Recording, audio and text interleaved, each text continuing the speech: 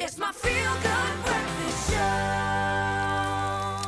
You know what? I haven't even been in the kitchen for like 30 seconds already. Chef Clem made me work. That is just how he is. But it's amazing because the recipe we are doing is going to blow you away. Now, over the course of the past week, we've unpacked free-range chicken and the context or the extent to which Woolworths goes to ensure they bring us the best quality chicken. They only use selected local suppliers who are as committed as them to quality, innovation and sustainability. And Chef Clem is here this morning to dish up a delicious roast chicken free from routine antibiotics and growth stimulants. Chef Clem, good morning, my friend. How are you? I'm well. I'm hard at work for you. You already. are. Those are some gorgeous-looking mushrooms. Thank you. I'm very impressed. I went specifically with these to impress you. Did you go forage them? I did not The forage extra them. mile just came right back. Yeah. Chicken. Like, we use it so often in South Africa, and I feel like we've become so complacent. We just see it as a common ingredient. It's just chicken. Yeah. And then you go and spend time on a farm and understand chicken is not just so chicken. this is the thing. You've been to the Elgin free-range farm that supplies Woolies. What did you take away? Because I've also been to one of the farms where they supply specifically eggs for Woolies. It is what I didn't expect to see was friendly chickens that were excited to see people, and then the people, everyone working on that farm, so passionate about chickens and about their well-being, and the fact that they put the chickens' well-being first. That was like such an eye-opener. Also, the attention to detail with everything that they do with the chickens. My mind was blown. It was amazing. No, they really do go through great lengths, and you can really understand when we talk about free range. You know, what does it mean when you are there on the farm? Because it's literally that. I mean, it's a beautiful space. They're roaming around. Eggs are collected by hand. You know, it's quite the job as well. And you say free range, like in a true sense. I mean, they have to be kept in like what is the actual word? They have to be kept in an enclosing because of the natural predators. Chicken coop. Like a chicken coop, right? Yeah. But the doors are open, so they can leave the coop whenever they want. They can go do their thing. They can go and meet their friend Johan in the next coop if they want. Whatever they their do. friend Johan. The friend Johan.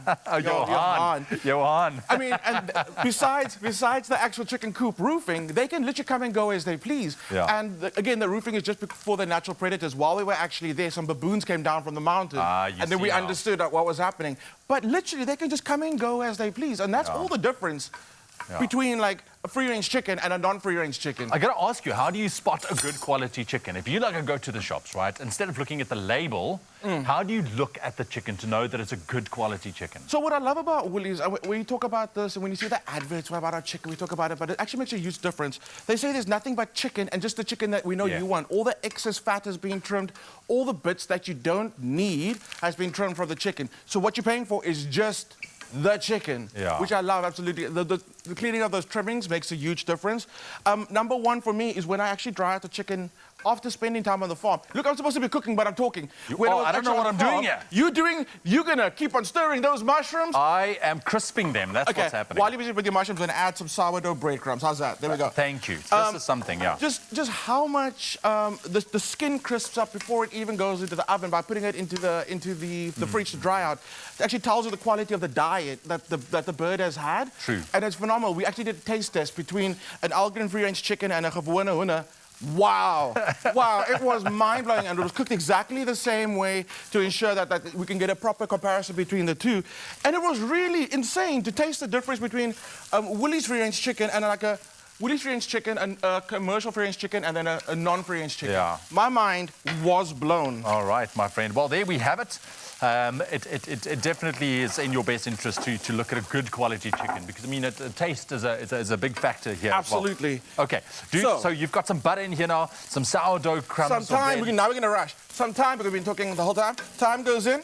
I put in salt already. The butter went in. So what you're trying to do is you're trying to create a stuffing. I was about to ask, what am I doing? Right. Other than just mixing this around. This is the stuffing. That's the stuffing. So onion marmalade joins your pan. This is what it looks like when it's done. Ooh, now lovely. we've got our chicken. I have to put that in there? Excuse me? Do I have to put that in there? No, you have to put it somewhere else. Oh, no, yes, the onion marmalade joins your pan. Yes, so now you take off your wedding ring. This is the one time my wife's right there. She's watching me. She's like, why are you taking off your wedding ring? Okay, take off your wedding ring because you don't want to lose your wedding ring up a chicken. No, I've been there. I've done that. Really? And it's no surprise for Christmas. No one's going to get a prize when they bite into your wedding ring. Don't do that. Don't do that. Yeah, so what you're going to do is... about the wrong idea there. No. Should I really put this in there? Why not? Go for it, yeah. I'm asking, I don't know. It does belong in the recipe, but I've got some that's made for you. So okay. you can do it if you want to. Oh, no, I want to to do it. Cool, okay. I just feel it needs it. Here we go. Chicken. Yes. What I do is, like I said, I take it out of its packaging and let it dry a little bit in the fridge just to get that skin extra crispy. Then hit it with salt on the inside. Why do people forget to season the inside? That is a good question. No. Do you forget to salt your chicken on the inside? Let us know. It's like life. Don't be glamorizing the outside when actually what matters. Then you sit down for Buddy, I will what eat this out of a bowl. matters. No, don't. Let's the inside. Okay, here we go. Salt, very, very important. Season the inside of the chicken. Then you got that beautiful stuffing that Ewan's made for us. And you, this is literally something I will eat just like this. Seriously. You could. So clean hands, very important. I prefer using hands for this part. We're gonna get some of that stuffing and overstuff it. I say overstuff a chicken is fine. It's okay. Get a lot of it in there. If you're worried about some of it coming up, get some string to truss the legs together. That way it just keeps all the stuffing in there. Just a little bit of protection. Some carrots gonna go down. That's just to separate the chicken from the actual base of the dish. Then, there we go, a little bit of carrots. It's a maple and butter glazed roast chicken. So what you're gonna do is you're gonna heat up some butter, heat up some maple. What I'm gonna do now, because I don't wanna heat up another pan, but do at home, melt your butter and your maple together. Okay. I'm gonna cheat right now. So what we do is I'm just gonna stuck some like between the skin and the actual flesh, knobs of butter, and you can do that too. So that's going to really get that moisture going and also help the skin to crisp up a little bit. No? Absolutely, yeah, there we go. Squish it in there, get it all in there. So now you can baste it with extra melted butter and maple. I'm somewhere just going to throw some extra maple underneath the skin as well. Why not? Because you can. Because it's the festive Because it'll be amazing. It's going to be absolutely amazing. The last thing you want to do is, I'm going to ask you to do this. Yes. Quite a bit of salt, get it on the outside of the skin. You want to get that skin like seasoned as well.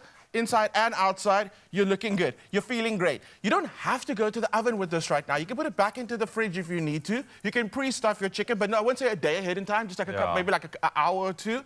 Is that good? That's good. I would put that back into the fridge just until the salt and the fridge do their magic and draw excess moisture from that skin. Get it into the oven.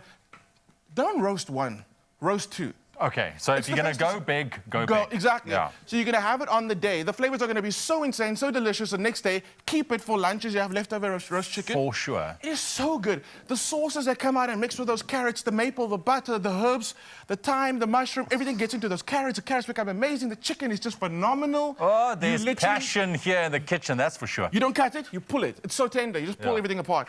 But I love the fact that because, I mean, it's always that thing. You know, I think a lot of people are asking, how do we get that crispy skin of the chicken? That's, because we don't want that soggy, because it can, you know, but with the addition of the salt and the butter in there, that's how it crisps up nicely. And your fridge is the biggest helper when it comes to getting that crispy skin. Let it sit in the fridge uncovered for even an hour makes a difference.